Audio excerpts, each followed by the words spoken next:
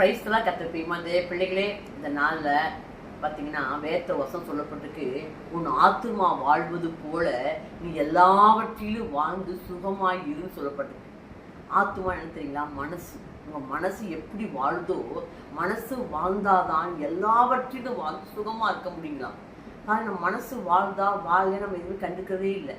என்ன நமக்கு தெரியும்? உடம்பு நல்லா பார்த்துக்குவோம், நல்லா சாப்பாடு கொடுப்போம், அது பார்த்தீங்கன்னா அது நல்லா சுத்தம் பண்ணிக்குவோம், நல்லா அழகுபடுத்திக்கிற முடிய மனசு கவலைப்படுதா, பயப்படுதா, சோர்ந்து போகுதா, நம்ம எதுவுமே கண்டுக்கிறது இல்லை. இந்த நாளில் மனசுக்கு சாப்பாடு போடணுங்களாம். எப்படி உடம்புக்கு வேண்டிய சாப்பாடை 3 நேரமோ 4 நேரமோ நினைக்கும் போதெல்லாம் அதுக்கு வேணுங்கிற ஆகாரத்தை எப்படி நம்ம கொடுக்குறோமோ, அதே போல் நம்ம மனசுக்கு சாப்பாடு தரணுமா. எப்படி மனசுக்கு சாப்பாடு தரணும்னு கேட்குறீங்க? இந்த வேதம் தாங்க. இந்த வேதத்தில் தான் ஆகாரம் இருக்குங்களாம். எதுக்குரிய ஆகாரம் இருக்குதுங்களா? மனசுக்கு வேண்டிய ஆகாரத்தை இந்த வேதம் தருதுங்களாம். அதான் வேதம் ஒன்றை வேதம் குறைவற்றதும் ஆத்மா உயிர்ப்பிக்கிறீங்களாம். இந்த மனசை உயிரிடைய செத்து போன மனசை, சோர்ந்து போன மனசை பலவீனமான பலப்படுத்த தைரியப்படுத்துங்க இல்லைங்களா? இந்த வேதம் தான். வேதத்தில் உள்ள வார்த்தை உங்களை தைரியப்படுத்துங்களாம். சோர்ந்து போன அந்த மனசை உங்களை ஆற்றுங்களாம், தேற்றுங்களாம், சுத்தப்படுத்துங்களாம். அப்போ இந்த வேதத்தில் அந்த உள்ள ஆகாரத்தை நீங்கள் யாரெல்லாம் அந்த வேதத்தை வாசிக்கிறீங்களோ அவங்க இந்த இதயத்துக்கு மனசுக்கு வேண்டிய சாப்பாடை கொடுத்துக்கிட்டே இருப்பாங்களாம். யார் ஒருத்தர் இந்த மனசுக்கு வேண்டிய சாப்பாடை கொடுத்துக்கிட்டே இருக்காங்களோ அவங்க மனசு எப்படிங்களா இருக்கும்? சந்தோஷமா இருக்குமா. யார் மனசு சந்தோஷமா வாழுதோ அவங்க எல்லாவற்றையும் வாழுவாங்களாம். ஏன் தெரியுங்களா? மனசு நிறைஞ்சாதான் வாய் பேசுமா. மனசுல சந்தோஷம் நிறைஞ்சிருந்தா சந்தோஷமான பேசுவாங்களாம்.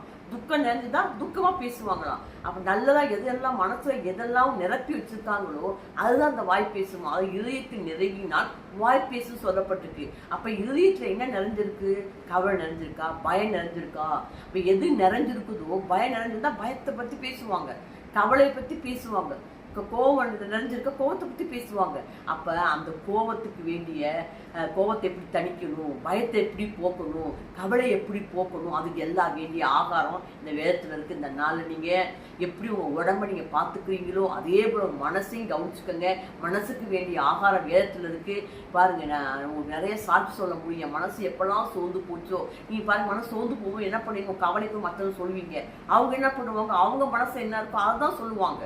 அது உங்களுக்கு சமாதானப்படுத்தும், ஒரு சிலத்தை சமாதானப்படுத்தாது, இன்னும் உங்கள் கவலை துக்கப்படுத்திடும், அதிகப்படுத்திடும். இங்கே வேதத்தை படித்து பார்த்தீங்கன்னா அது ஆண்டவர் பேசுகிற வார்த்தை, இது ஆவியானுடைய வார்த்தை. இதை நீங்கள் படிக்கும் பொழுது உங்கள் ஆத்மாவுக்கு வேண்டிய ஆகாரங்கள் கிடைக்க, உங்கள் சந்தோஷம், உங்கள் சமாதானம் எல்லாம் இதில் இருக்குது. இதை வேதத்தை வாசிங்க, அந்த மனசுக்கு வேண்டிய சாப்பாடு பெற்றுக்கொள்ளுங்க, நீங்கள் எல்லாவற்றையும் வாங்க சுகமாயிருங்க.